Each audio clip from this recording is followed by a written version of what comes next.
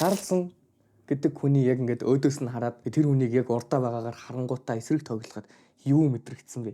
Яг миний нөгөө хөөний зам бол би нөгөө яг энэ спортынхны хүмүүс яг надаас мэдээж илүү бид тэднээсээс үзэх юмээр хараад сурах юмээр сурдаг ч гэсэн. Ерөөсөө тэр нэг хүний нөгөө шүтэж мүтээд идэггүй. Бүх цагийн хамгийн шилдэг тамирчин бол Карлсон гэж боддог. А гэхдээ би тэр хүнийг ингээд учиргүй шүтээл те. Амар гарш маршуугаад айгаад идэггүй. Яг хөлгийн ард очиж суухад бол ямар ч тийм айх мэдрэмж байгаагүй. Яг тэр тоглолтын нэр бол ер нь бол маш сайн тоглосон бүр.